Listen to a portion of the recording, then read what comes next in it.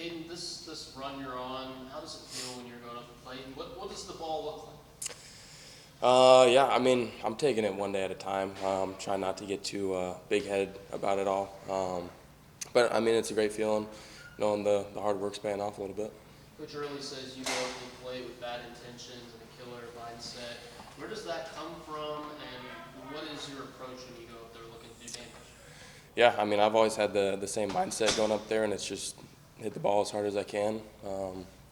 Go up there looking left center approach and just trying to hammer the ball as hard as I can. It's impressive what this team's been able to do when you, all the little kind of nagging stuff that people have had or fighting through injury. What does that say about you, and is that a kind of a hallmark of this team? Yeah, I mean, it shows a lot about this team. You know, we've had a lot of guys that have been dealing with injuries throughout the whole year, but they're doing everything they can to stay healthy and, you know, be out there going in to the trainers every day, doing work with them, just, you know, trying to do what's best for the team. What is that like as a player when you have something, you know, not hurt but nagging, or you're getting on the tail end of it and you're playing through it every day?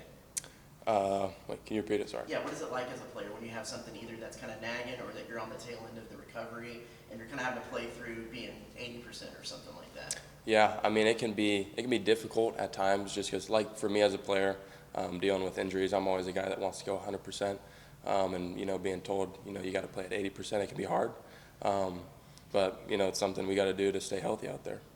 I guess just along those lines, you know, how much discipline did it take for you to, you know, not push the hamstring too far, not risk re-injury, considering where you're coming from? Yeah, I mean, again, one thing about me, I like to go 100%. I think I kind of learned the hard way about that earlier before season. You know, the hamstring was nagging me a little bit, and, you know, tried to push it a little too hard, which is why, you know, I was out for a good while. So it's hard to, you know, figure out a way to go less than 100%. Just, you know, being a guy that likes going all out all the time, but you know, it's just something that you got to learn to do. You really didn't miss a beat when you came back from injury. What was it during your rehab that maybe kept you locked in, especially not seeing live pitches during that time? Yeah.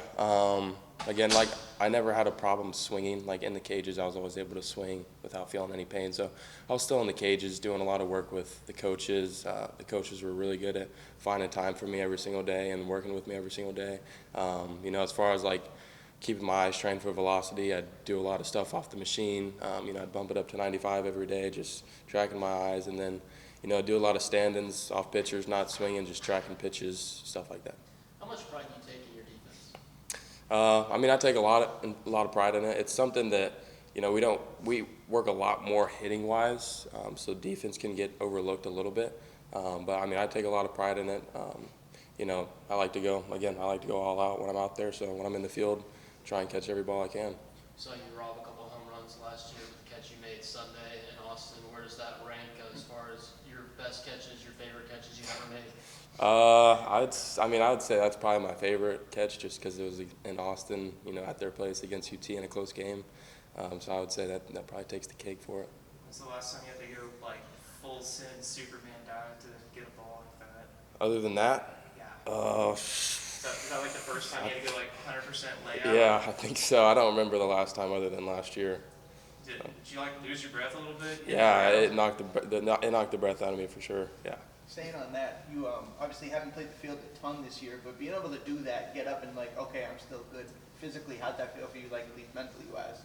I mean, it was a big confidence booster just to be able to do that without feeling any injuries or anything.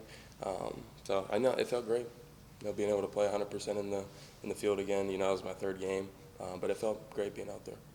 What you learned from Jace, how's he helped you as a player, whether hitting or on the field and fielding? Yeah, I mean, he's there he is.